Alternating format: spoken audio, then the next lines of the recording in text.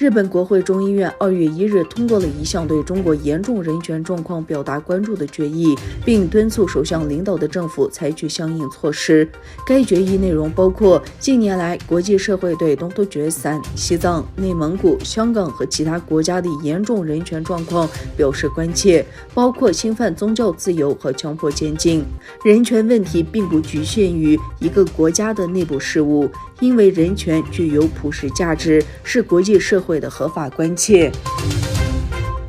美国国务卿布林肯与俄罗斯外长拉夫罗夫就乌俄局势进行了通话。布林肯敦促俄罗斯从乌克兰边境撤出军队和武器。国务院随后发布声明说，国务卿布林肯与俄罗斯外交部长拉夫罗夫进行了会谈，以跟进美国对俄罗斯安全提议的书面回应。美国联邦调查局局长克里斯托菲·雷指责北京盗取美国技术和创新，对美国发起大规模黑客行动，称中国政府对西方的威胁比以往任何时候都更厚颜无耻和具有破坏性，是对美国长期经济安全最大的威胁。这位官员指责中国政府频繁盗取美国信息和技术，对美国的经济安全构成严重威胁。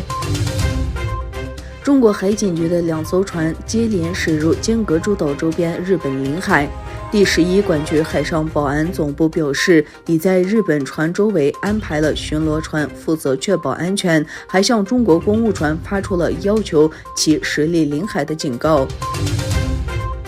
乌克兰总统泽连斯基星期二签署一项命令，在3年内将乌克兰武装部队规模扩大10万人，并提高军人薪资。但他表示，这并不意味着与俄罗斯的战争迫在眉睫。泽连斯基向国会发表谈话，他对乌克兰国会议员说，准备这项命令并不是因为我们即将发生战争，而是为了乌克兰能在未来早日迎来和平。美国斯坦福大学侯佛研究所日前召开研讨会，美国著名投资家、亿万富豪乔治·索罗斯在研讨会上首先展示了这样一幅世界图景：2022年将是世界历史上关键的一年。再过几天，世界上最强大的专制国家中国将举办冬奥会，如同1936年的德国一样，它将利用这一奇观为其严格的控制体系赢得宣传胜利。他表示，习近平精心编排地把自己提升到与毛泽东和邓小平同等地位的事情永远不会发生。索罗斯还表示，希望习近平可能会被一位对内不那么专制、对外趋向和平的人所取代。